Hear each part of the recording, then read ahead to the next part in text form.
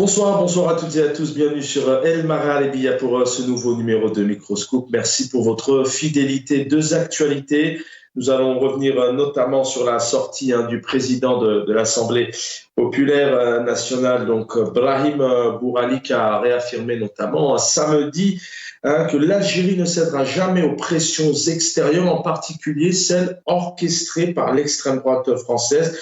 Il a aussi vigoureusement rejeté les tentatives d'ingérence et souligné la détermination de l'Algérie à défendre sa souveraineté, son modèle de développement et ses choix stratégiques.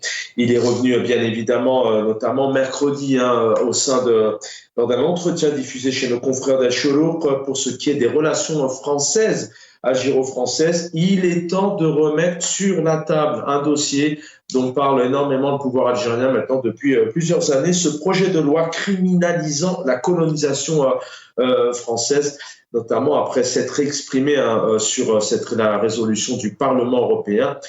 Il a notamment, oui, par l'extrême droite, dit-il, il revient aussi sur les déclarations du Parlement européen instrumentalisées par l'extrême droite concernant ces attaques, dit-il, de certains politique français. Il a indiqué aussi qu'il est temps de mettre donc ce dossier sur la table. Arrêtons d'être sur la défensive et passons à l'attaque, a-t-il déclaré, en précisant que le pays dispose de tous les atouts nécessaires et preuves pour se défendre. Alors, Brahim n'a pas donné plus de précision sur le calendrier, mais il a tenu à préciser que le texte en question sera soumis à l'Assemblée au nom du peuple et au nom d'un groupe parlementaire. On va revenir bien évidemment sur le Parlement, sur le peuple, ce degré d'illégitimité qu'il y a au sein de l'Assemblée. Des questions aussi diplomatiques, en pleine crise franco-algérienne. Ce dossier qui revient sur la table pourrait-il accentuer et pourrait-il donc évoluer dangereusement jusqu'à la rupture entre la France et l'Algérie? Nous allons bien évidemment y revenir. Et dans un deuxième temps, nous allons revenir sur ces rencontres. Le FFS, le RND, notamment plusieurs partis El-Bina, ont rencontré encore une fois Abdelmadjid Tebboune. On se souvient, en mai dernier, 4 mois avant la présidentielle, 27 partis étaient donc reçus par le président algérien quelques mois avant ces présidentielles. Et on l'a vu après le 7 septembre, un président qui a mis longtemps à former son gouvernement, mais aussi des partis politiques totalement ignorés, notamment de responsabilités où au sein du gouvernement, tout simplement, on va se poser à quoi, encore une fois, rime ces rencontres avec ces partis, un pays où le champ politique est fermé, le champ médiatique, les élus, les députés ne peuvent pas s'exprimer, revendiquer, et puis cette répression qui s'abat sur plusieurs militants politiques, notamment responsables ou cadres de certains partis comme par exemple Karim Tabo, Marcel Bellabès, Fethi Reres ou encore Ali Belhadj, entre autres, qui ne peuvent pas travailler sainement, et même le RCD qui est en place, vous l'avez vu la semaine dernière, Béjaïa, donc on leur a refusé un meeting, une rencontre. Asdine Toumi, bonsoir, militant politique, bonsoir et bienvenue.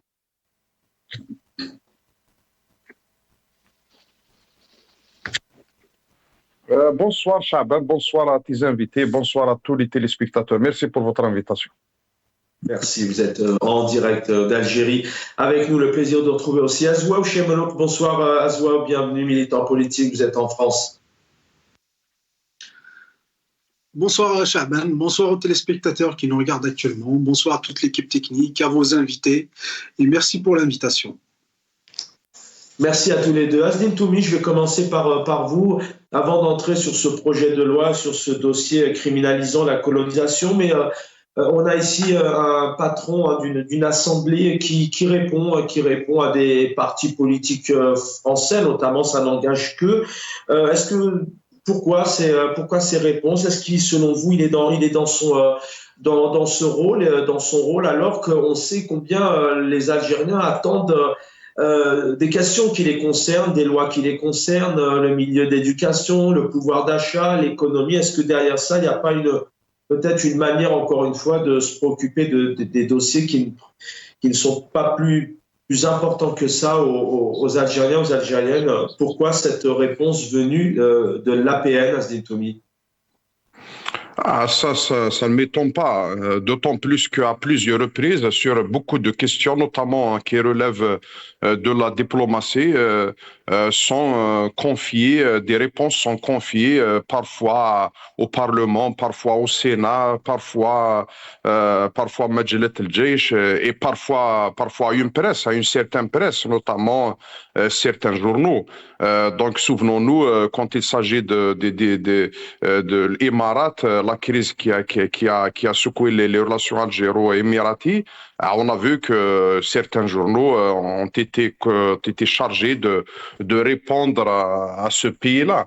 Donc aujourd'hui, tous les moyens sont bons pour essayer d'abord, entre guillemets, pas de répliquer à mon sens, mais en tout cas d'envoyer des signaux parce que je pense que l'Algérie tient encore à ce que les relations soient mises sous le signe de l'apaisement et qui n'ont pas la volonté ferme d'aller vers le pourrissement. Parce que l'Algérie va perdre beaucoup, notamment par rapport à la diaspora qui est présente en millions, à la circulation des citoyens algériens, que ce soit des binationaux ou autres, qui ont des déplacements, des familles de part et d'autre, etc.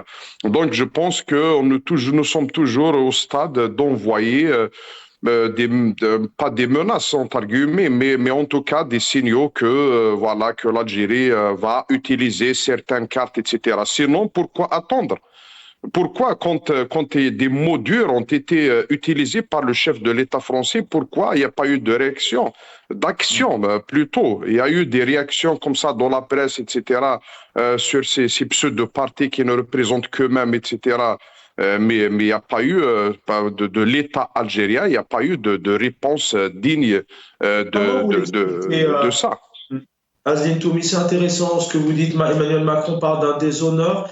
Rien effectivement officiel de part de la présidence, de la diplomatie algérienne, lorsqu'il faut attaquer notamment une politicienne française, Sarah Knafo, si je ne me trompe pas.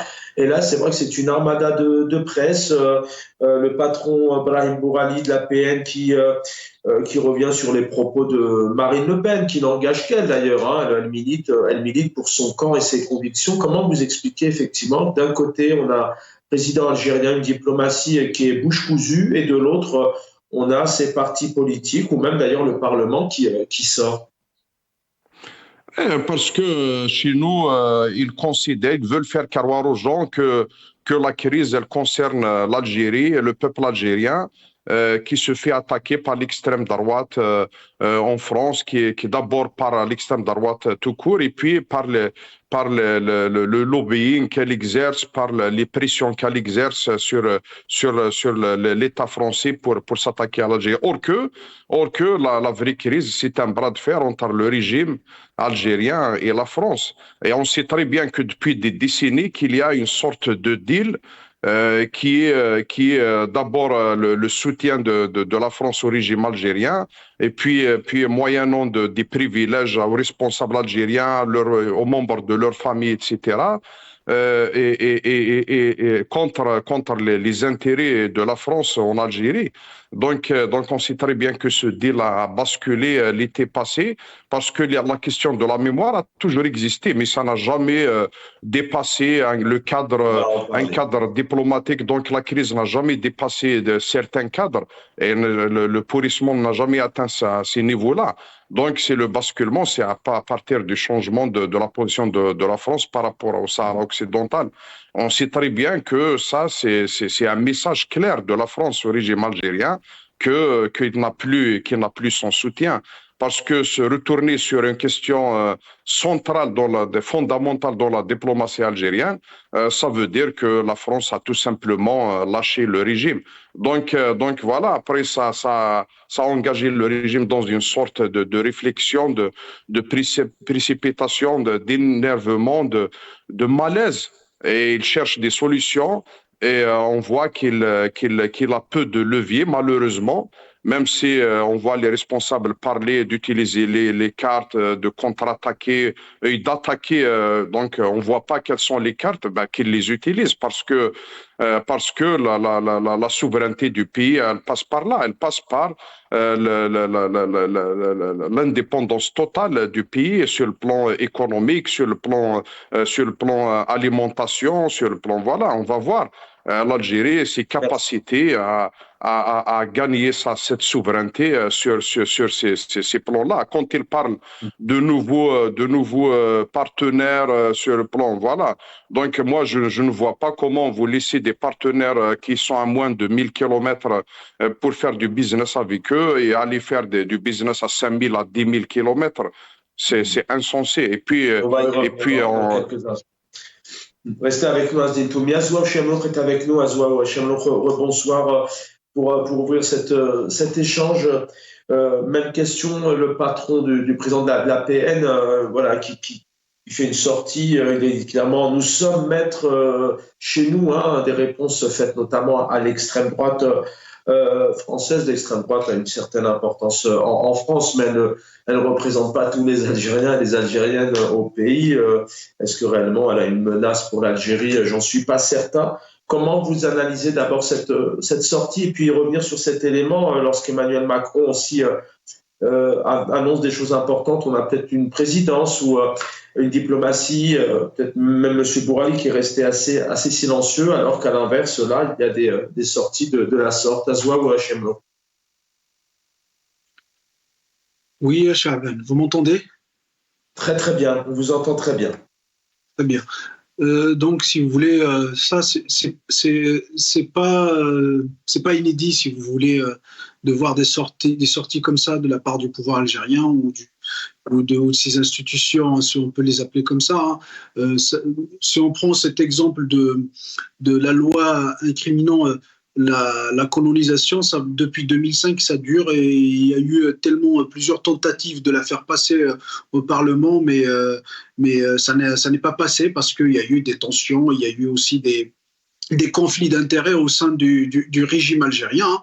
Mais si vous voulez, c'est pas étonnant de la part de ce pouvoir. Moi, je pense qu'ils sont dans la gesticulation politique, c'est-à-dire c'est juste pour montrer une forme si vous voulez, d'hostilité envers la France, alors que c'est pour nous, pour le peuple algérien qui est à 70% jeune aujourd'hui, une jeunesse qui ne dépasse pas les 25 ans d'âge, ça relève de l'histoire. Mais comme le disait malheureusement Emmanuel Macron, il a raison. Je dis malheureusement, il a raison. C'est-à-dire, ça rentre dans cette rente mémorielle, si vous voulez, qui est exploité ou instrumentalisé par le pouvoir pour se racheter une certaine légitimité auprès du peuple algérien. C'est-à-dire qu'ils n'ont pas, à défaut d'avoir une légitimité populaire, démocratique, issue des élections libres et démocratiques, ils se la cherchent d'une autre manière, c'est-à-dire en se fabriquant des ennemis extérieurs, en l'occurrence la France, le Maroc, l'Israël, je ne sais pas, et j'en passe. Donc ça relève de la propagande d'un pouvoir totalitaire, dictatorial, qui cherche une légitimité. C'est pas étonnant. Bon, après, il est dans son rôle parce qu'ils doivent chercher quelque chose sur lequel ils doivent tenir. Quand on voit la situation du pays aujourd'hui sur tous les plans, économique, politique, social, c'est des bombes à retardement qui sont installés un peu partout en Algérie, malheureusement. Donc, ils doivent essayer de faire oublier un peu la population des vrais défis du quotidien ou des vrais défis stratégiques en brandissant, c'est-à-dire cette carte ou cet éventail de dangers extérieurs qui serait la France, qui serait le Maroc, qui serait je ne sais pas quel pays. Vous savez, tous les pays, ils ont des dangers extérieurs. Tous les pays sont menacés, y compris les plus démocratiques au monde, y compris les plus dictatoriaux au monde. Il suffit juste de mettre en place des institutions, des dispositifs, des appareils sécuritaires, politiques,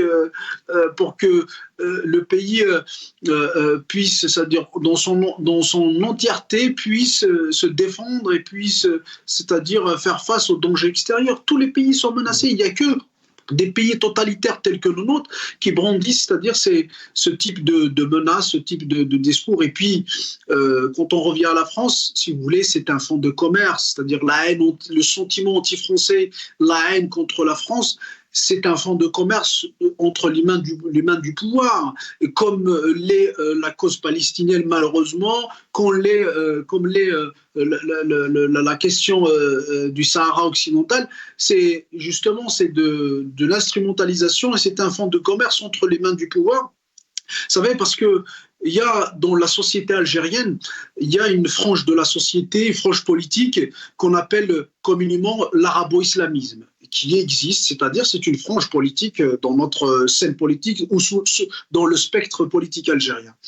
Et puis, généralement, c'est la frange qui soutient le pouvoir. À chaque fois que le pouvoir passe par une période de turbulence, si vous voulez, un peu comme celle du Hirak, ce qu'on a vu partir à la rescousse du pouvoir, c'est ce qu'on a appelé communément, à tort ou à raison, ça c'est un autre débat, le Badissia Novembaria.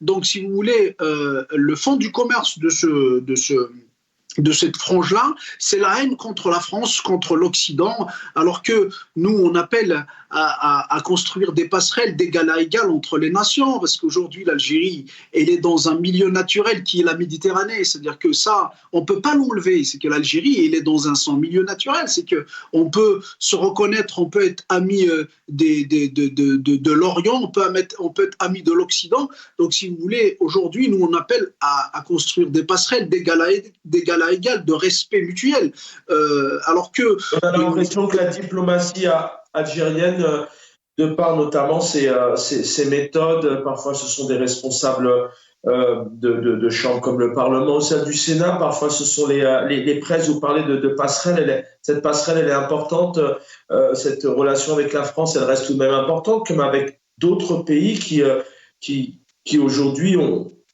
malheureusement vu leur relation avec l'Algérie pas s'éteindre, pas être en rupture, mais en tout cas s'éloigner de par peut-être une diplomatie algérienne qui ne sait pas s'y prendre, qui ne sait pas s'y faire.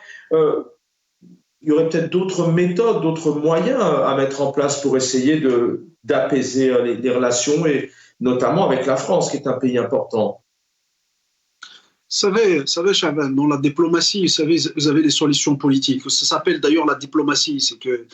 C'est des solutions diplomatiques, c'est des discussions, de trouver des équilibres, de trouver des accords. Vous savez, d'ailleurs, quand on prend la question de la criminalisation de la colonisation, vous savez, la colonisation est incriminée déjà par l'histoire. C'est-à-dire qu'aujourd'hui, nous, les Algériens, nous sommes pratiquement jeunes. On ne demande pas à ce que la France demande des excuses ou à ce que la France demande d'une repentance, parce que honnêtement, c'est ridicule. Et tout le monde le sait. D'ailleurs, je pense que c'est pour cette raison qu'ils ne veulent pas le passer au Parlement algérien.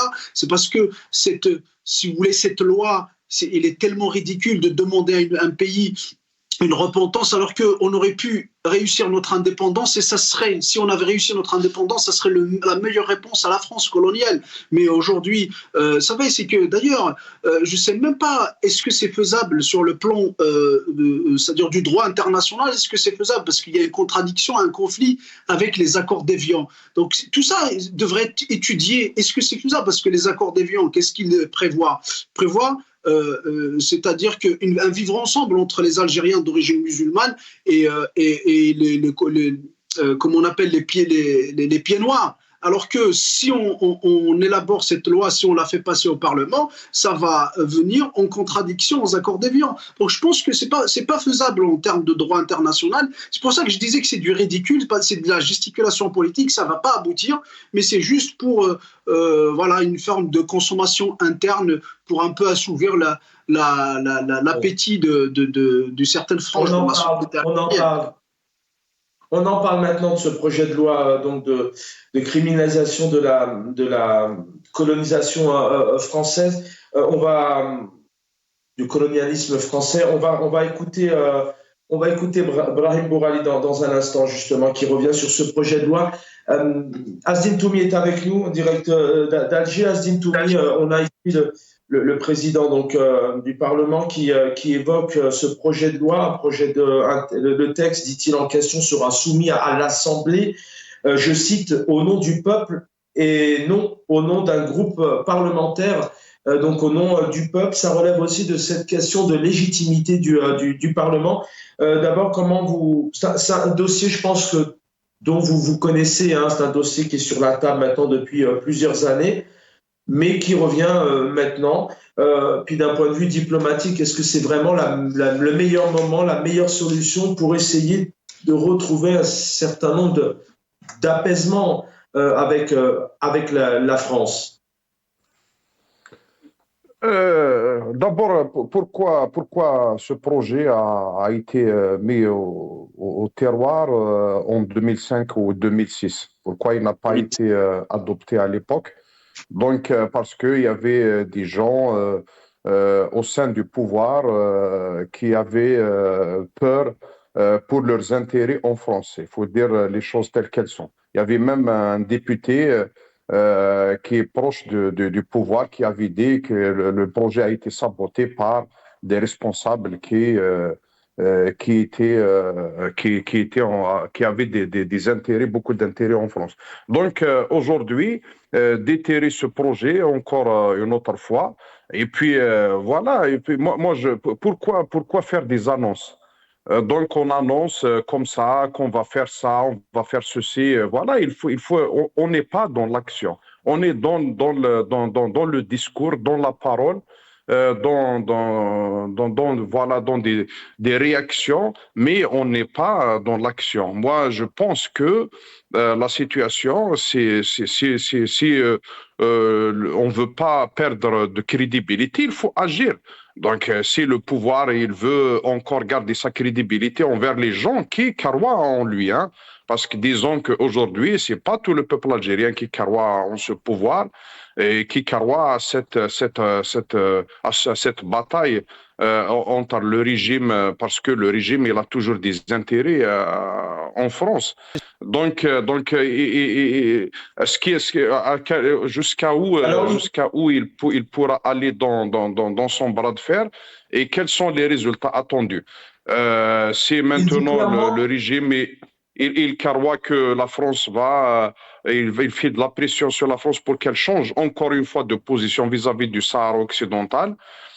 Donc, moi, ça m'étonnerait. D'ailleurs, cette question, c'est très important, j'insiste, parce que la question de la mémoire a toujours existé. Donc, l'histoire des essais nucléaires, les archives, etc. Donc, ça a été toujours comme ça. Et parfois, vous savez, parfois, dans des conflits comme ça, des fois, les intérêts des uns et des autres ne se situent pas dans la solution, mais dans le maintien du conflit. Parce que le régime algérien a toujours instrumentalisé cette question de mémoire et ça a constitué une légitimité pour se maintenir au pouvoir, pour s'imposer aux Algériens depuis 62 à ce jour. est-ce que le Donc peuple algérien, aujourd'hui, en parlant d'instrumentalisation, est-ce que le peuple algérien, quelque part, alors c'est pas qu'il n'est pas concerné, je pense, Azdin Toumi, bien sûr qu'il est concerné sur le Sahara occidental, il est concerné sur la mémoire, les archives, les crânes, le Sahara occidental, il y a cette colonisation. Mais est-ce que derrière ces dossiers, c'est une question sur laquelle je reviens souvent, mais on a l'impression que le pouvoir algérien, peut-être au lieu de moderniser ce pays, de se concentrer sur les haragas, sur les transports, sur les universités, la santé.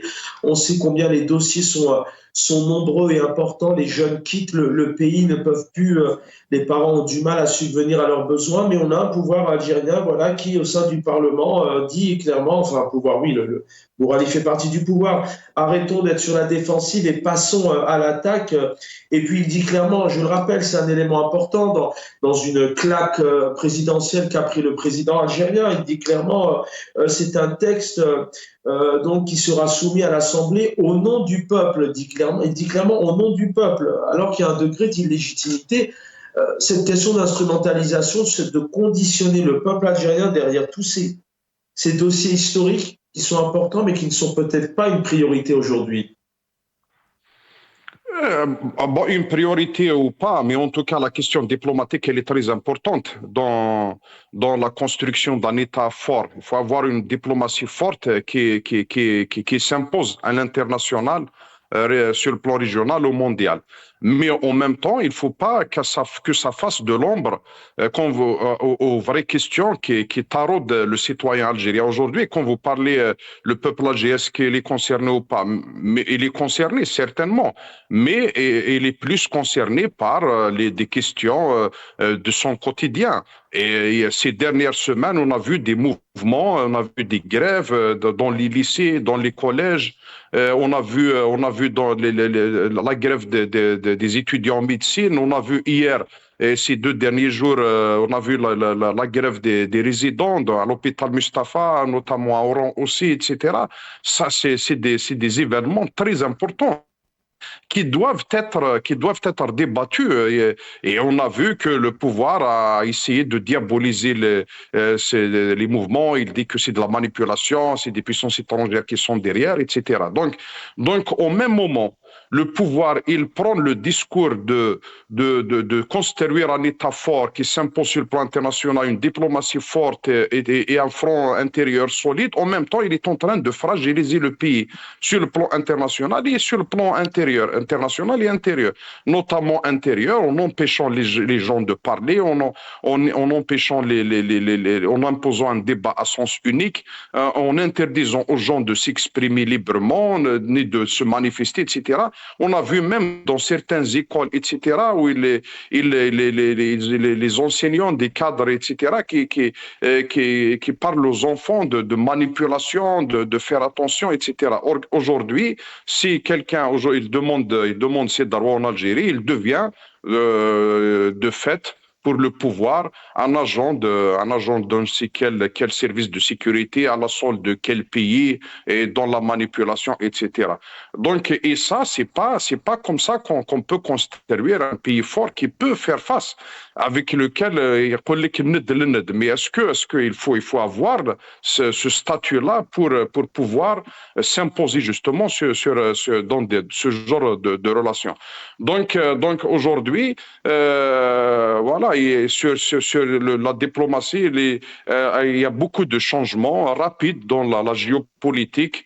Voilà, donc des fois, ça demande au pays de faire des changements dans ses fondamentaux, peut-être ne serait-ce que changer de regard sur les choses, faire des évolutions. Il faut évoluer parce que les intérêts des nations, ils évoluent. Vous croyez aujourd'hui avoir un ami, un pays allié, et demain, vous pouvez vous retrouver sur un front comme ça, en train de vous batailler. Ça peut être sur le plan économique, sécuritaire ou autre. Donc, les pays n'hésitent pas aujourd'hui à changer d'allié, à changer selon les intérêts, parce que tout est en train d'évoluer. Donc, c'est pour ça que nous, il ne faut pas qu'on soit isolés, justement. Et sur le plan d'abord régional, avec nos voisins les plus proches, je ne parle pas uniquement du Maroc, mais des autres voisins, il ne faut pas s'isoler. Il ne faut pas s'isoler sur le plan régional ni sur le plan mondial. Et c'est donc c'est le contraire qui est en train de se passer malheureusement. Un pays effectivement, une diplomatie algérienne, un pays qui s'isole de plus en plus, peut-être, mais un pouvoir aussi qui s'isole de plus en plus face à son peuple, notamment une défiance en termes de vote, hein, et puis de relations avec le pouvoir. On va écouter ici Brahim Bourali sur le projet de criminalisant la colonisation. كرد على قانون تمجيد الاستعمار اللي بادروا به المستعمر بادر به في 2005. المقترح هنا جاء هنا في المجلس، كان في اول مقترح جاء في 2006 صح. في مقترحات جاوا من بعد، لكن بالك الظروف وخطر السياسه الخارجيه مش احنا المهندس تاعها هو رئيس الجمهوريه، لكن فيه اختلالات، فيه بالك اعاده صياغه تاعو، اعاده تحيينه. لكن واش انا عايشينه، واش الامور اللي انا عايشينها، وهذه الضربات المتكرره واللي ما حبش توقف، وصدر الهدف منها هو النيل وتشويه سمعه الجزائر وصوره الجزائر. نقول بالك حان الوقت باش يتحط هذا الملف على الطاوله، مشيو باسم الشعب الجزائري، ماشي باسم كتله ولا مجموعه ولا وصلت الفكره. نعم. هذا خاطر كاين هذا مطلب تاع كاع الشعب الجزائري. احنا هنا نمثل بكل الكتل تاعنا نمثل اراده الشعب.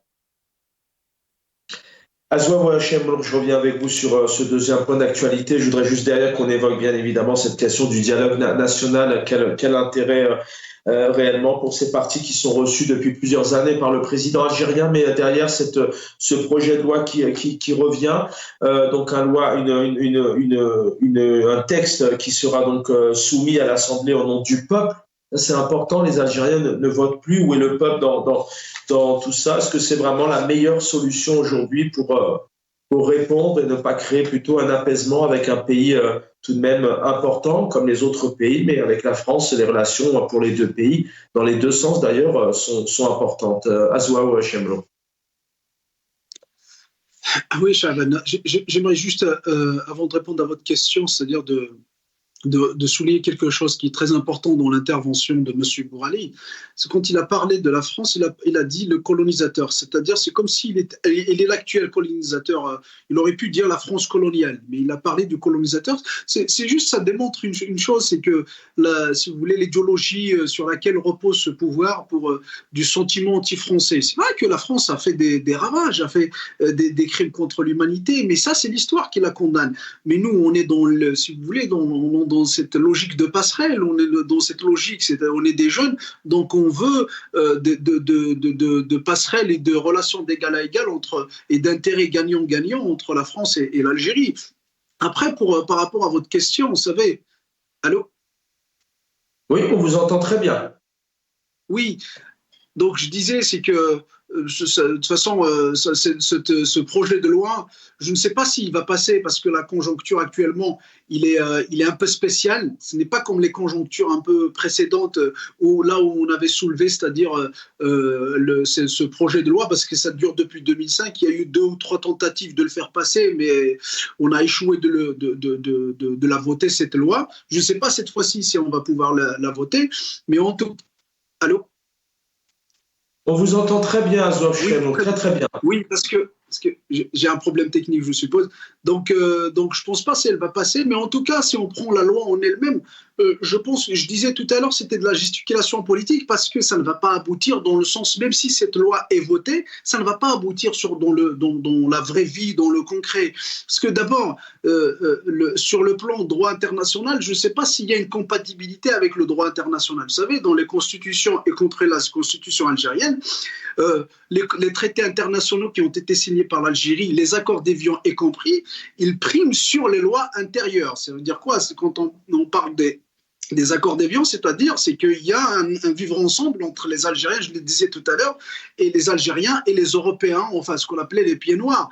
Donc s'il n'y avait pas justement la guerre entre l'OAS, justement, il n'y avait pas la guerre entre le 19 mars 62 et le 5 juillet 62, il y a eu, sinon s'il n'y avait pas, c'est-à-dire la guerre entre l'OAS et le FLN, peut-être aujourd'hui on serait ensemble entre les Européens, c'est-à-dire les Algériens d'origine européenne et les Algériens d'origine algérienne. Mais voilà, donc aujourd'hui le fait est là et la réalité elle est là. Donc je ne sais pas si c'est compatible avec les accords d'Évian. Et puis qu'est-ce que prévoit derrière ça, si je reviens sur cet élément avant d'évoquer vraiment le troisième sujet, mais est-ce que derrière ça il n'y a pas encore une fois, c'est la question que je posais à Azdine Toumi, alors c'est une priorité, c'est des éléments importants, le Sahara occidental, la colonisation, la mémoire, les crânes, l'histoire. Allô? Allô? Vous m'entendez? Je vous entends très mal à Chaban.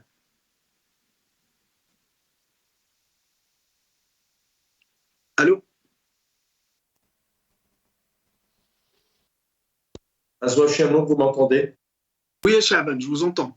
Je ne vous entendais pas, vous disiez, pardon, tout à l'heure. Oui, voilà, je vous disais, derrière ça, rapidement une minute, et on va revenir sur le troisième acte. Est-ce qu'il n'y a pas une instrumentalisation aussi du pouvoir algérien, encore une fois, de revenir sur la colonisation, la mémoire, les Français, ce qui s'est passé, etc. Alors qu'il y a des dossiers importants, les Algériens ont envie de voyager, de faire leurs études, de revenir, d'être libres en Algérie, de faire de la politique. On va en parler dans un instant.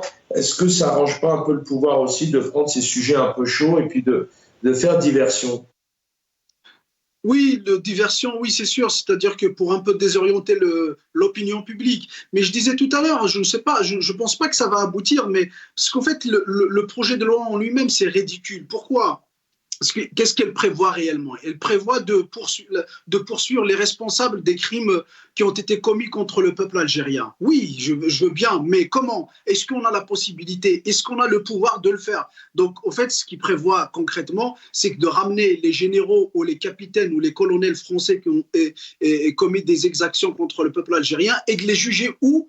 Dans les tribunaux algériens. Est-ce que le pouvoir français ou la France accepterait ça? Franchement, c'est pour ça que je disais c'est du ridicule. Et puis, il prévoit la reconnaissance, d'obliger la France à reconnaître. Franchement, on peut obliger l'État français à reconnaître. Il oblige l'État français à s'excuser. Les indemnisations contre le peuple algérien et les indemnisations par rapport aux essais nucléaires. Vous savez, sur ce point-là, d'ailleurs, des indemnisations, le pouvoir algérien aurait mieux fait de négocier un accord, un peu ce qu'a fait la Libye avec l'Italie, un accord qu'on pourra appeler un accord de repentance, ou on peut l'appeler comme on veut, mais c'est un accord gagnant-gagnant. C'est-à-dire, d'un côté, l'État français indemnise en investissant en Algérie, en apportant des investissements économiques, sociaux. On peut apporter un peu ce qu'a fait l'Italie en Libye.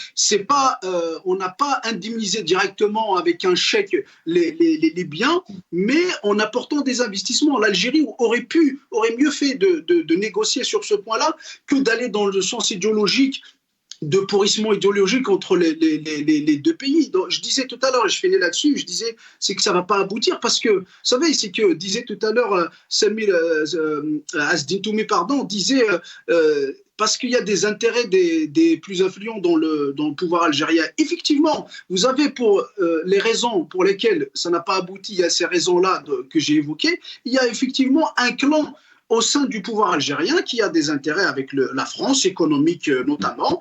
Donc, ce n'est pas de son intérêt à ce qu'il pousse le bouchon trop fort, parce que s'il pousse la France à réagir, certainement, c'est leurs propres intérêts qui seront touchés. Merci. Restez avec nous, je reviens à vous. Asdin Toumi est avec nous. Donc, ce soir, Asdin Toumi, une question, bien évidemment, qui donne le ton d'un État de droit, d'un État démocratique, qui donne la parole donc au parti, donc au peuple, puisque les partis politiques, en tout cas, c'est la voix du peuple. Lorsque les choses se passent plutôt bien, de tout temps, on pourrait les citer, les diffuser. Dernièrement, le 20 janvier dernier, c'est Youssef Aouchiche et puis notamment le président du parti, Swat Achab, Lamine Osmani, qui a été reçu, le RND et puis Elbina dernièrement. Ces réceptions, à quoi elles riment? En mai dernier, le président algérien a reçu 27 partis. D'ailleurs, on était assez étonnés de voir 27 partis en Algérie, dont l'actualité est assez creuse, puisqu'il n'y a pas de meeting, il n'y a pas d'adhérents. On ne sent pas, nous, en tant que journalistes, de réelle base militante dans l'expression au sein des médias. Question, voilà, un peu... à tous les deux d'ailleurs, à quoi ça rime réellement? Est-ce que ça a un intérêt particulier dans cette Algérie où la répression, les champs médiatiques, politiques sont fermés, Asdin Toumi? Avant de répondre à cette question, j'aimerais revenir sur l'histoire de l'Assemblée. Il est toujours bien de se rappeler des chiffres. Le Parlement ne peut pas représenter le peuple algérien. Il y avait 23%, un taux officiel de 23% de participation. Donc, il y avait, si on fait un petit calcul sur les 24 millions à peu près de corps électoral, il y avait 5 millions 600 000, je pense, à peu près de votants. Donc, si on enlève autour d'1 million de bulletins nuls, on va se retrouver avec un taux de participation de moins de 20%. On ne peut pas, une assemblée qui n'a pas suscité l'intérêt de 80% du corps électoral de donner sa voix, de représenter le peuple. Donc, voilà, si on veut que la volonté populaire soit respectée, c'est de laisser les gens, laisser les citoyens, les Algériens, de s'exprimer librement dans des partis politiques, dans des associations, sur les réseaux sociaux, dans les plateaux de télévision, etc. Donc, ça, c'est la première des choses. Après, revenons à ce fameux dialogue. Moi, j'ai l'idée, et ça ne peut être qu'un faux dialogue. Depuis le temps, le pouvoir n'a jamais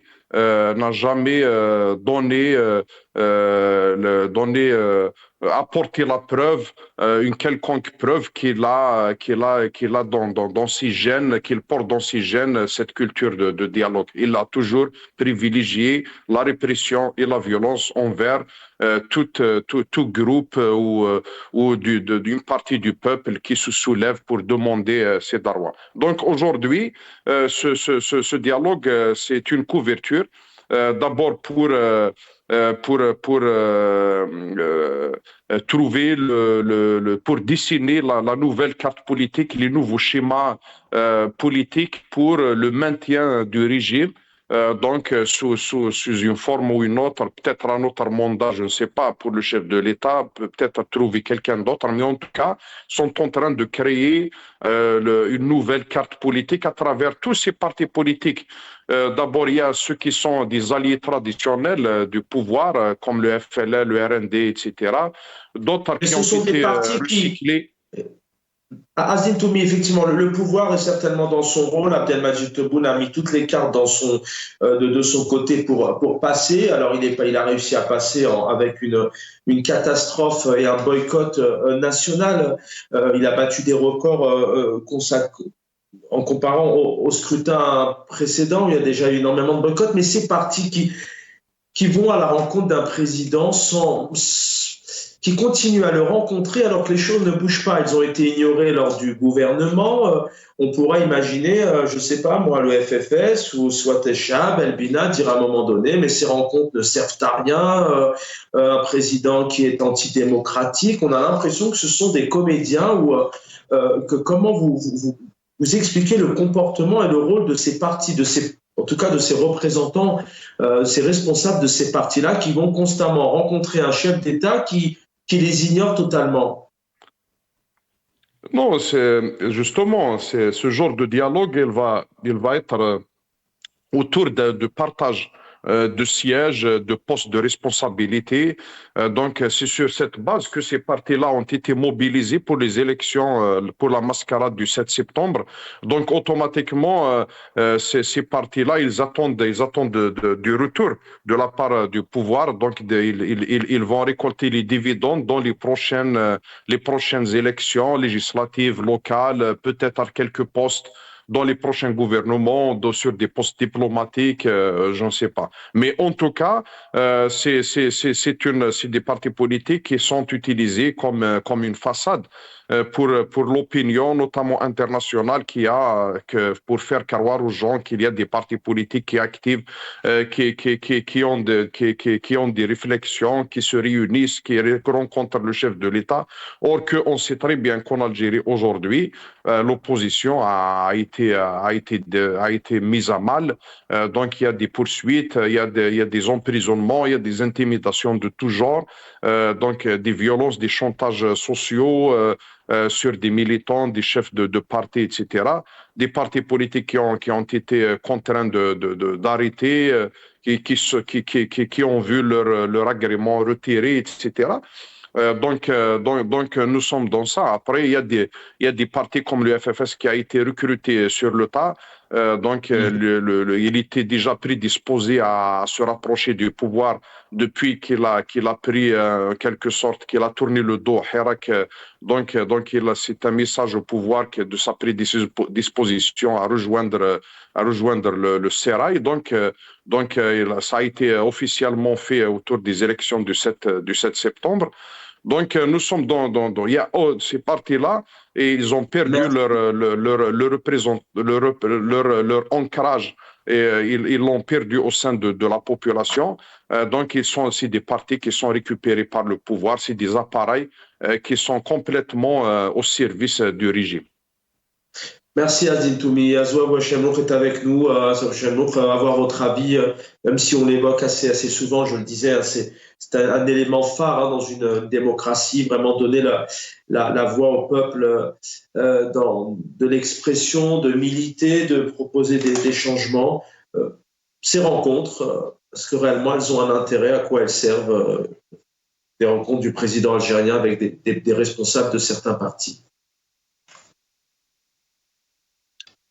Vous savez, Chaban, Tebboune l'avait justement l'avait dit lors d'un des discours, j'ai oublié lequel, où il appelait c'est-à-dire un dialogue national. Mais il avait mis des conditions.